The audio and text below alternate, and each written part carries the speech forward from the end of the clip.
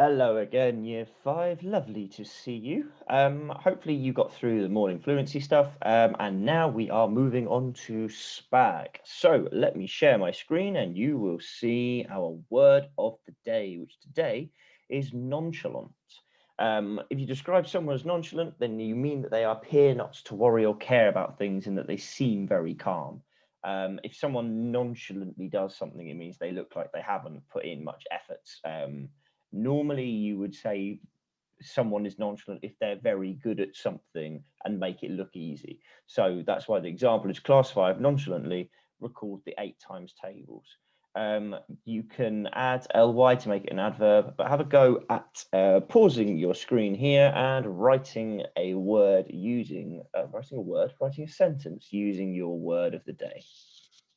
And when you're ready, press play and we will go through what we are looking at in grammar.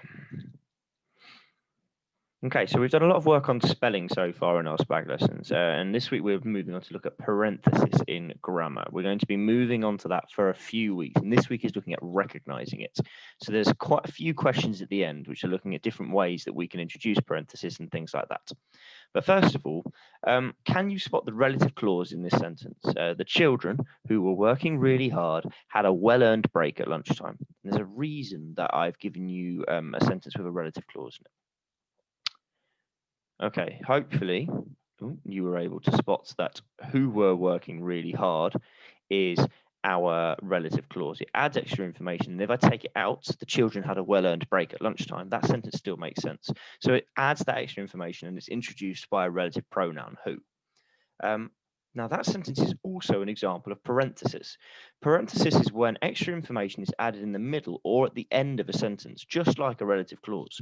We know that relative clauses are always introduced by relative pronouns. So parenthesis is slightly different, but relative clauses are an example of a type of parenthesis.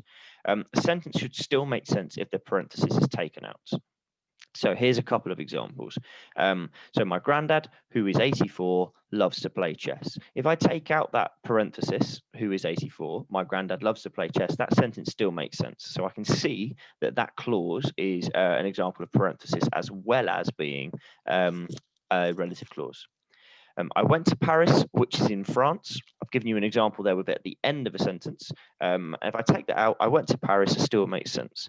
You can see that for one of them, I've introduced a parenthesis with 2 commas either side of it, and for one of them, it's been introduced with brackets. That's 2 examples of the types of punctuation you can use to introduce parenthesis. So it can be demarcated or shown using commas, dashes, or brackets. So I've given you the same sentence 3 times here using each different type of punctuation. So my best friend, comma, who I've known for ages, comma, is coming to my house. Obviously not happening at the moment because of a lockdown, but I can also have dashes around it. So my best friend, dash, who I've known for ages, dash, is coming to my house, or brackets. My best friend, brackets, who I've known for ages, brackets, is coming to my house. All 3 of those are examples of punctuation that can be used to introduce parenthesis. Now, if it's at the end of a sentence, then that's when things get slightly different. We can see in these examples where the parenthesis is in the middle of a sentence, the commas, the dashes, and the brackets come before and after the parenthesis. But when it's at the end of a sentence, I love reading books, comma, horror books are my favorite. We don't have another comma after it. We just have the full stop. I love reading books, dash, horror books are my favorite. Same there. We just have the dash. We don't need to have a second one. However, with brackets, they do need to be opened and closed. So I love reading books, brackets, horror books are my favorite, close brackets. So that's the only real difference with them, is that if they're at the end of a sentence, brackets have to appear before and after, whereas commas and dashes don't. So there's about 3 or 4 slides worth of questions here. What I'd like you to do is like you to work your way through as many of them as you can, and then at the end of the slides, I will go through what the answers are. You will need to write these out. You might want to highlight it. You might want to underline the correct answers. But there is your first batch of questions. Have a read through them. See if you can work out what it's asking you to do. Go back through the rest of the PowerPoint if you're still not sure. And here is your second batch of questions.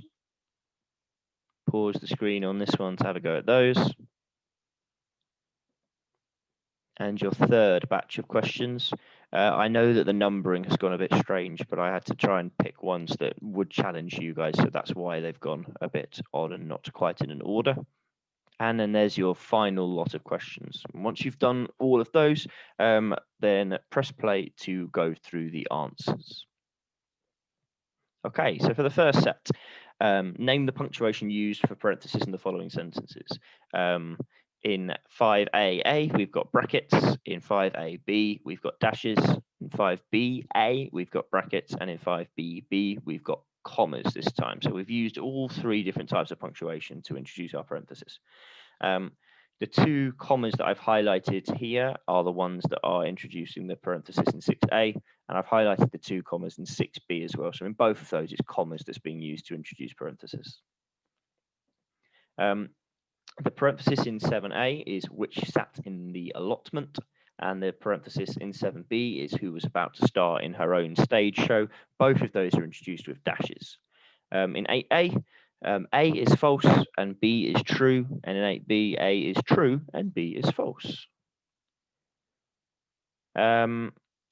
In 10A, we can see again it is commas. Now I put these ones in because they use different punctuation for other things. So we can see in 10A and in 10B, they've both used a comma to show a fronted adverbial, but that comma is not to do with parentheses. So make sure that you're being very careful there. And the same with 11A and 11B. So for 11A, which made the climb worthwhile is our parenthesis, and in 11B, who is a great musician is our parenthesis. And finally, 12A, A is true, B is false, and in 12B, A is true and B is false. If when going through any of those answers, you had something slightly different to me and you can't quite see where that was, please email me and I will send you a more detailed explanation than just running through the answers like I have there. But hopefully I will see lots and lots of parentheses in your English writing as we go on through the week as well. On Thursday, we'll look at parentheses again, recognizing it, and the next week we'll move on to using it.